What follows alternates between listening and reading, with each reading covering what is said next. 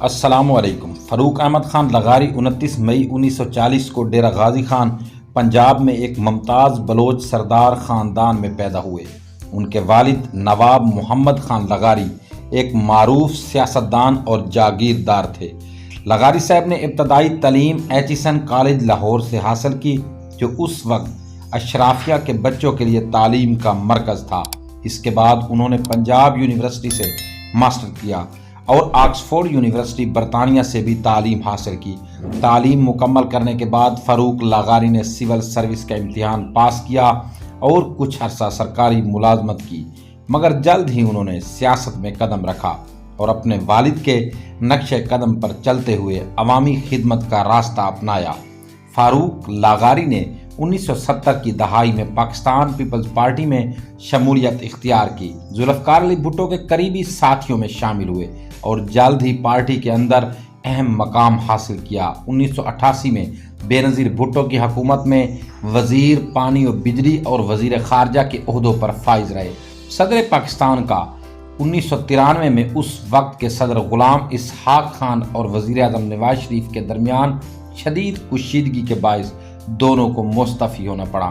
بعد ازاں Peoples party نے فاروق لغاری کو صدر کے عہدے کے لیے نامزد کیا اور وہ پاکستان کے 8ویں صدر منتخب ہوئے۔ یہ ایک اہم موقع تھا کیونکہ وہ پہلے بلوچ صدر بنے۔ فاروق لغاری کا دور صدارت کافی اہم اور متنازع رہا۔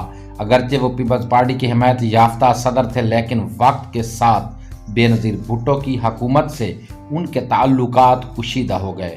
1996 میں انہوں نے بے نظیر بھٹو کی حکومت کو برطرف کر دیا، جس کی وجہ کرپشن، گورننس کے مسائل اور لا اینڈ آرڈر کی صورتحال بتائی گئی۔ ان کا یہ فیصلہ ملک میں سیاسی ہلچل کا باعث بنا اور پیپلز پارٹی نے انہیں غدار قرار دیا۔ جب نواز شریف نے دوسری بار حکومت سنبھالی تو انہوں نے صدر کے اختیارات محدود کرنے کی کوشش کی۔ اس کے رد عمل میں فاروق لغاری نے 1997 میں استعفیٰ دے دیا۔ ان کا یہ استعفیٰ ایک طاقتور صدر کی حیثیت کے اختتام کی علامت سمجھا جاتا ہے۔ فاروق لغاری نے اپنی جماعت ملت پارٹی کے نام سے بنائی اور 2002 کے انتخابات میں حصہ لیا۔ بعد میں ان کی پارٹی مسلم لیگ کاف میں ضم ہو گئی اور وہ مشرف دور میں وزیر صنعت و پیداوار بھی رہے۔ فاروق لغاری شائستہ طبیعت، تعلیم یافتہ اور مہذب سیاستدان سمجھے جاتے تھے۔ ان کے 2 بیٹے اویس لغاری اور جمشید دستی بھی سیاست میں سرگرم ہیں، جنہوں نے مختلف سیاسی جماعتوں سے وابستگی اختیار کی۔ فاروق احمد خان لغاری 20 اکتوبر 2010 کو اسلام آباد میں دل کا دورہ پڑنے سے انتقال کر گئے۔ ان کی عمر 70 سال تھی۔